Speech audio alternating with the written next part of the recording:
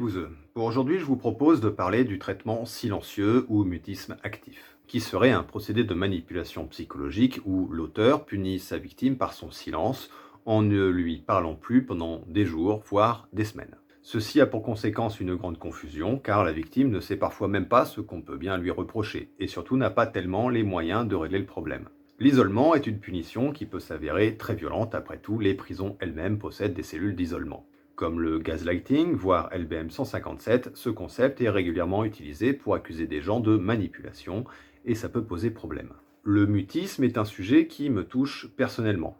En effet, je me suis mis à parler très tard. Je ne sais plus à quel âge, mais tard. Mes parents m'ont envoyé chez leur voilà. Mes parents m'ont envoyé chez leur Mes parents m'ont envoyé chez l'orthophoniste quand j'étais petit et j'en ai fait des séances régulières pendant quelques années. Encore aujourd'hui, j'ai tendance à pas très bien articuler et manger mes mots. En outre, j'ai développé ce qu'on appelle un mutisme sélectif. Dans certaines situations de stress, d'anxiété, de pression, je pouvais me retrouver avec un blocage complet de la parole. C'est-à-dire qu'il n'y a rien qui sort, ça a beau tourner dans la tête, il n'y a rien qui passe, il n'y a rien qui va plus loin que ça. Et plus ça dure, plus c'est compliqué de parler, parce que ça serait ridicule d'avoir attendu aussi longtemps pour pas grand-chose, et il y a donc en plus un cercle vicieux psychologique qui se met en place. Ça se reproduisait régulièrement jusqu'à mon adolescence, et ça s'est estompé petit à petit. Encore maintenant, ça peut m'arriver, même si c'est plus rare que lorsque j'étais petit ou ado. Et rien que d'en parler, je me sens pas bien. Ce rapport assez particulier que j'ai avec la communication verbale fait que je me sens particulièrement visé par ce concept de traitement silencieux. Au sens où je constate que les gens comme moi semblent totalement ignorés par ce concept. En effet, comme très souvent avec les concepts de violence psychologique, on t'explique ce que c'est, mais on t'explique pas ce que c'est pas. C'est-à-dire qu'on t'explique pas les risques de confusion avec une situation qui n'est pas une violence ou une manipulation, ce qui est dangereux, comme avec les champignons ou les plantes sauvages comestibles. Si tu sais reconnaître un champignon comestible, mais que tu ne connais pas les risques de confusion avec des champignons vénéneux, tu sauras pas faire la différence et tu risques de t'empoisonner. Donc on va faire comme avec les champignons, on va faire bien pour pas s'intoxiquer et on va se demander quels sont les risques de confusion, qu'est-ce qui n'est pas du traitement silencieux. Déjà, le traitement silencieux est présenté comme une forme de punition. Tu as fait quelque chose de mal à mes yeux, pour te punir, j'arrête de te parler pendant des jours. Cela implique ainsi une volonté de punir l'autre, donc une intention. Or, le problème de l'intentionnalité, c'est qu'elle n'est pas toujours évidente, qu'elle nécessite souvent une interprétation qui peut se révéler fausse. D'autant plus dans le cas particulier du silence, où le principe, justement, est de se taire, ce qui rend difficile de comprendre des intentions.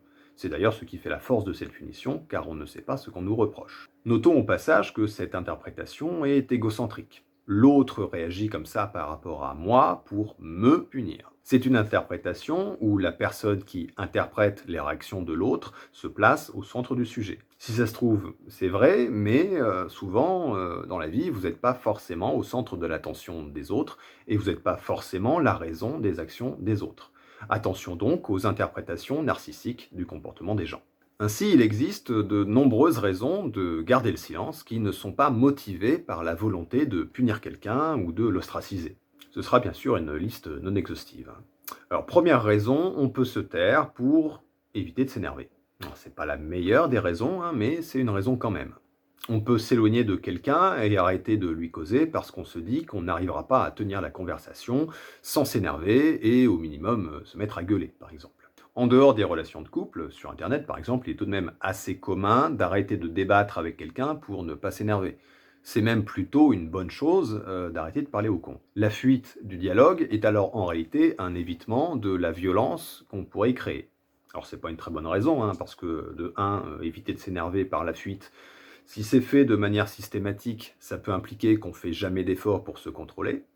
Et ça, c'est pas ouf, il faut bien le reconnaître.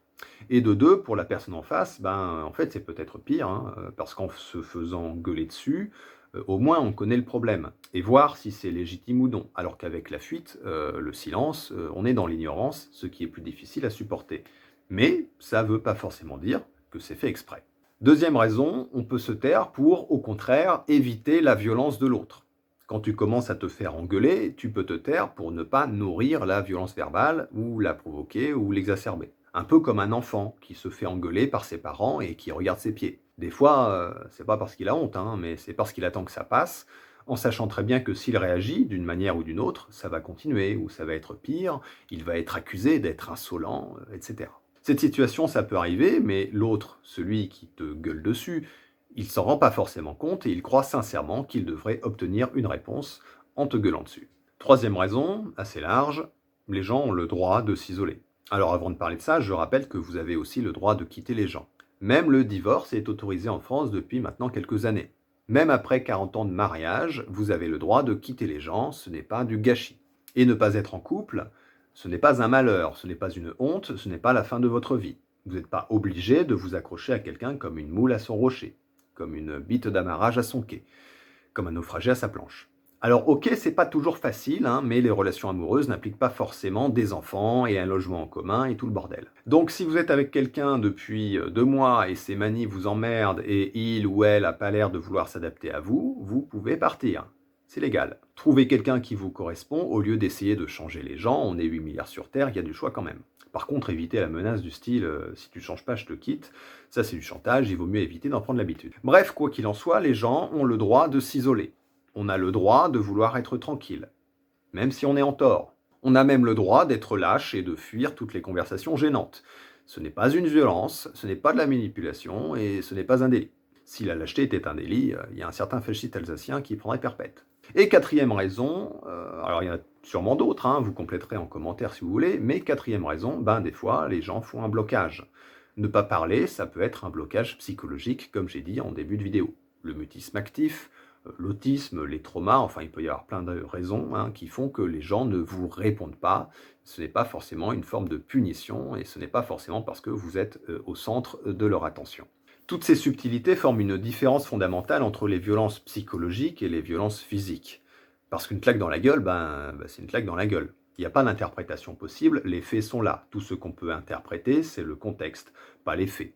Alors que pour une violence psychologique, les faits eux-mêmes sont sujets à l'interprétation. Il m'a tapé dessus, je suis victime de violence. Ouais, ok, sûrement, ça se fait pas de taper les gens. Mais par contre, il ne veut pas me parler, je suis victime de violence. Ça, c'est pas sûr. Si ça se trouve, c'est même l'inverse. Si ça se trouve, son silence, c'est pour fuir ta propre violence. Il s'agirait ainsi de faire très attention quand on commence à manipuler des concepts et des accusations de violence psychologique, parce qu'il y a un très gros risque de confusion.